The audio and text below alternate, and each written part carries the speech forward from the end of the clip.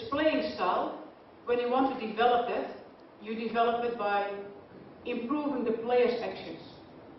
So I totally agree, to analyze the player's actions. What's happening on the field? What's made to do this one and this one? For me it's all about this. A coach has to be capable of reading the game very, very precisely. You have to see and read what's going on. And you only can read a game when you know the game yourself very precisely, when you know the structure of the game very precisely. So I think being a good coach and becoming a high-level coach needs a lot of study. Not only watching games, but to read the study. You need to have your theoretical background ready to be able to read the game and be able to improve the players' actions. And I've got a question for you. And let's say that we talk about senior players. What should have your attention if you want to improve players' actions? What are you looking at? Anyone who has a suggestion?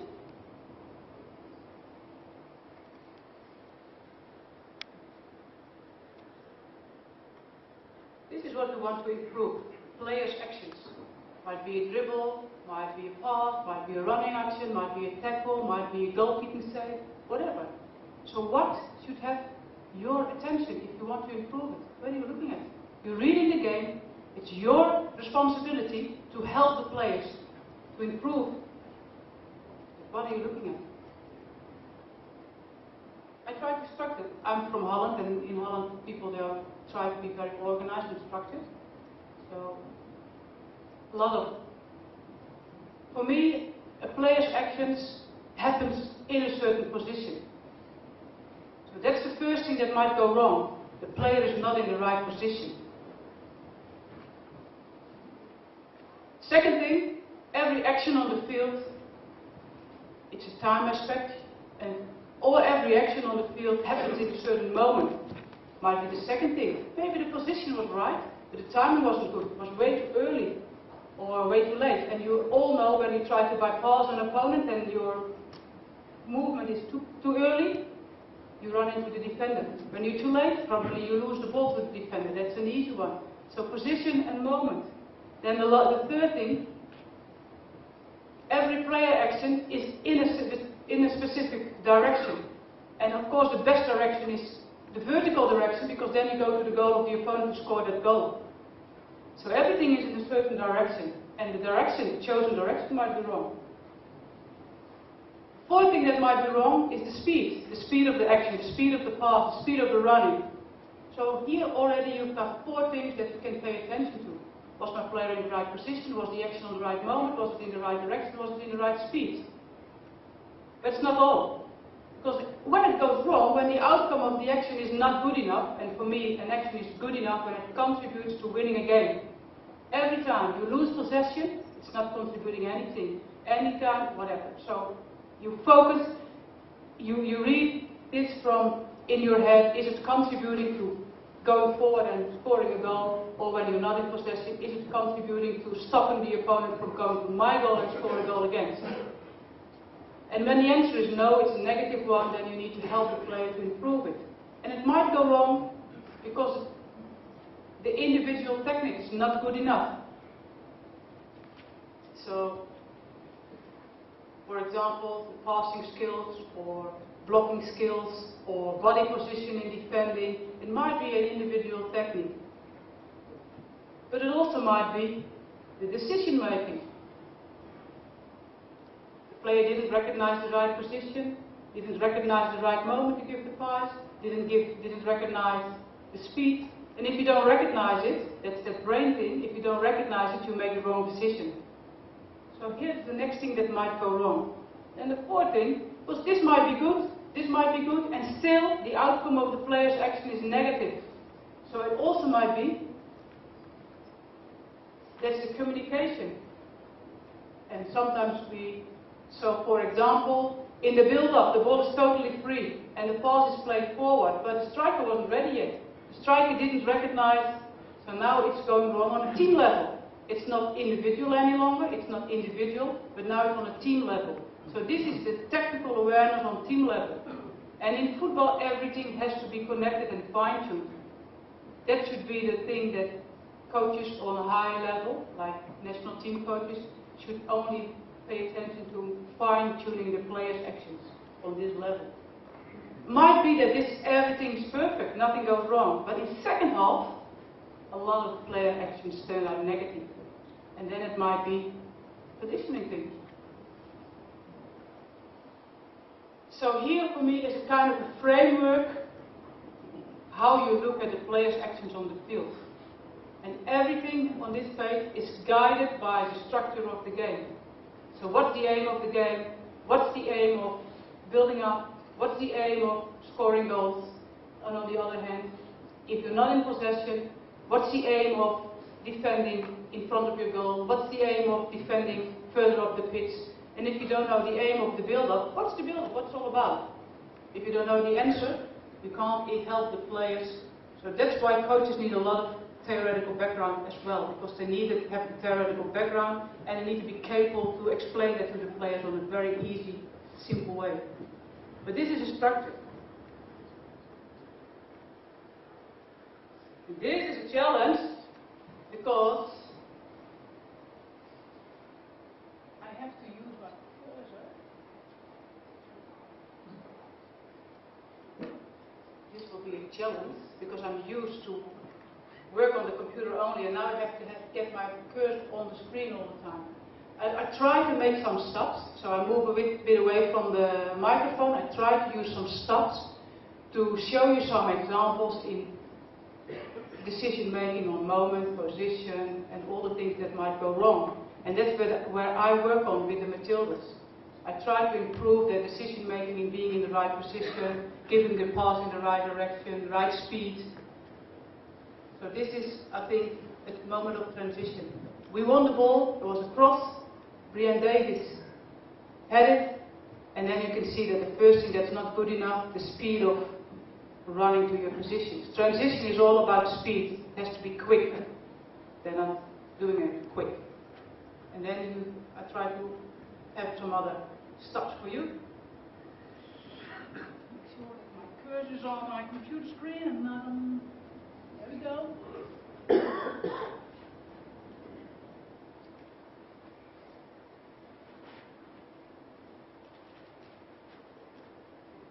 Another Melbourne player, Steph Bailey. I think in the first place she made a good decision because there was a big open space in front of her. And if there's an open space and you're the defender, you try to use running with the ball to bridge the space. So this is, I think, all kind of basic theoretical background that I know for sure you all know. So in the curriculum they talk about making the skills functional. So running with the ball is functional when you have to bridge space. That's when you use it. So she made a look good. And now her challenge is deciding which moment to give a pass. So she's bridging the space, good decision. And now all the other players, Michelle Heyman, Katie Jill, they have to be connected, they have to communicate with this player. So what kind of a movement, when do you pass? So starting position, direction of move, when do you start to move, when do you pass, how far do you, all those, that's how you look at the game. There it goes. And you can tell me if you're right or wrong moment.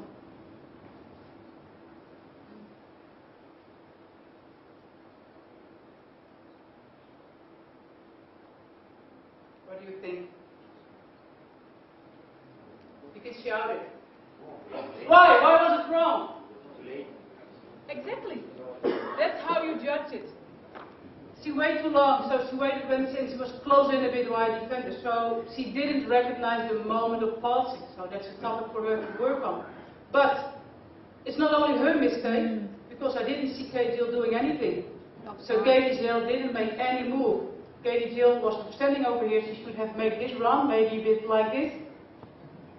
Up she goes. But she didn't make a movement. So she didn't communicate with Steph at all. That's why probably Steph ran into an opponent. So it's all connected.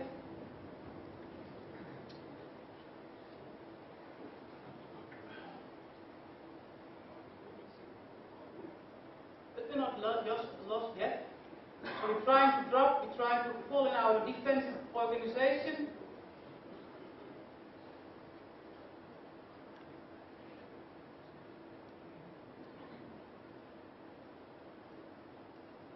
Now we can try to see if Michelle Heyman is in the right position, and is she making her run to pressure the ball in the right timing? Is she in the right did she make her run in the right moment? Did she make her run in the right speed? So that's how you watch it from the side. When they are moving upward, are they still in the same position, or did they move up? And you can see that the speed, Michelle Heyman, is not the right speed. She forced the opponent back a bit, and then Sam Kerr decided to make a run.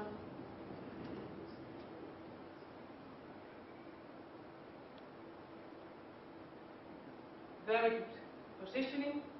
So Tegan Allen, right position, and she could win the ball back for us. And now what's her direction of play? So we win the ball back, we're in possession, and if it's excellent, then this ends in the box of the US and we score a goal. If it's neutral, then probably we keep possession, but we're not ending up in the box of the US. If we lose it, then it's negative. So look at her direction of her pass.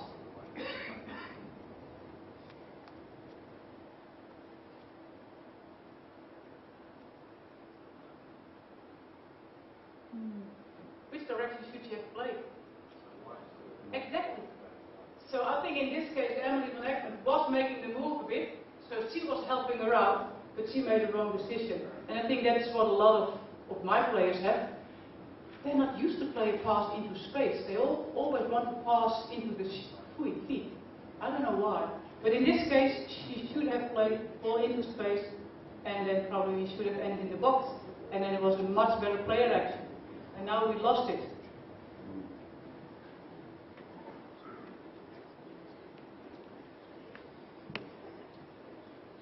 But we won it again.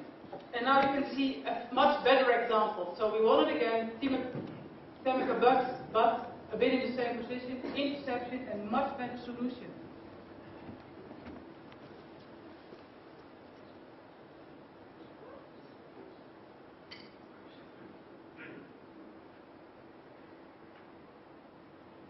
But again, not a goal.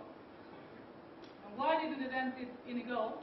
And then I have to look at the run of my striker, because my striker didn't make the right run. So now it's her timing and her direction, because she has Katie Jill must be in front of this player, so then she scored the goal first post, but she didn't.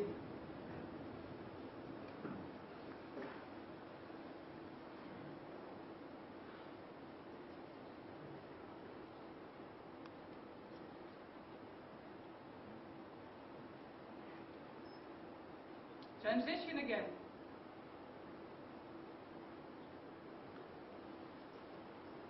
Very good decision of the goalkeeper.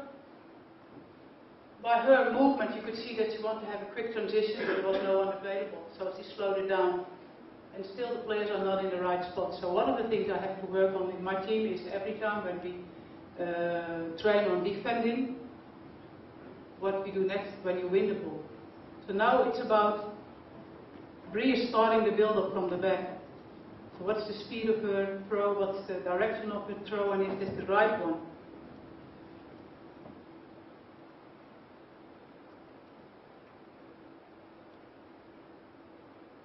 Right direction or wrong direction? So which one? So it was a throw.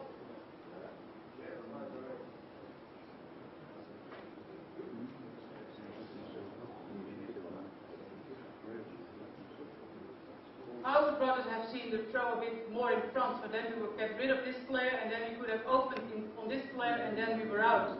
And look what the consequences now, because she didn't throw not forward, but again a player who would throw exactly on the shoe of her teammate.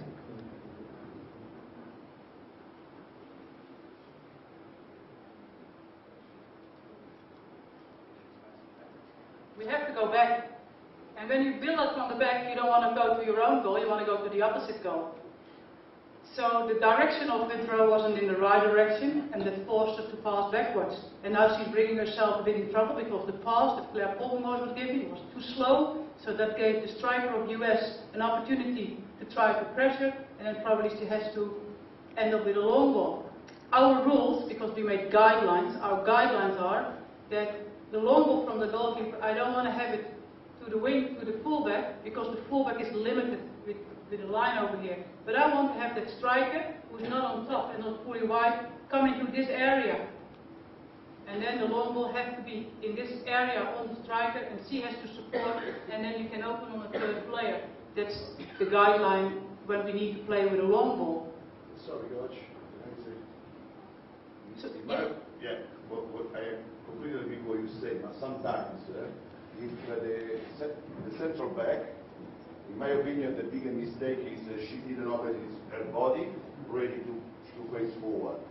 She could even give the ball for number 2, and number 2 was already in that. Yeah. You know, in a play out, if I have an opportunity like that, even if the midfielder can't receive the ball because tightly marked, yeah, I can be happy if my number 2 receive the ball and he has the space to run with the ball inside the middle yeah, of the park.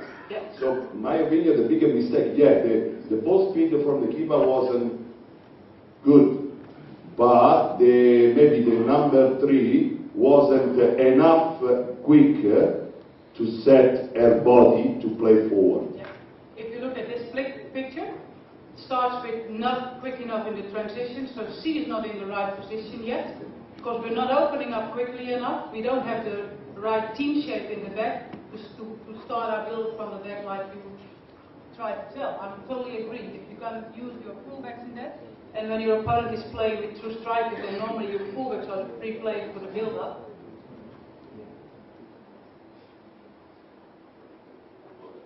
But C is not in her position yet. So C is not an option because her positioning is not good enough. She's not in the right position. That has everything to do with her speed in the transition.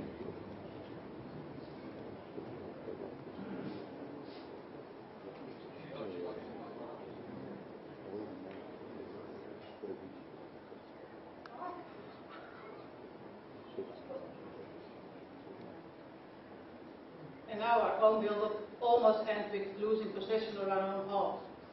And we have a guideline that losing the ball on your own half is not allowed. No risk on own half, no losing possession of your own half. That's not allowed. And I don't know if you noticed, but in defending it's always too late because we don't recognize our starting positions enough. We don't recognize the moment when the pressure.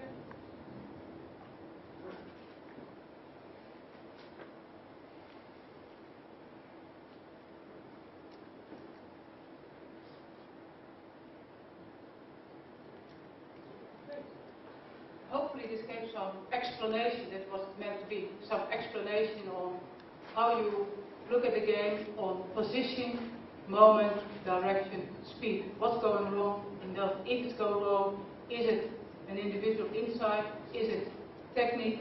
Is it communication like in the last one? The central defender and the right back were not in the right positions from each other. But now from that we're moving a bit to defending, because I'm not sure if you agree with me, but defending should be improved. On my level, when I work with the Matildas, my defending should be fine-tuning my players' actions. They're all good players' actions, they all know how to pressure, and they understand the meaning of defending. But in reality, all those information is missing. So instead of working on a senior level with them, I have to work on a youth level with them. And that's with strengths, because it's the best team in the country. And they have to go back to what in other countries you work on this with 11, 12-year-old kids. So that's strengths.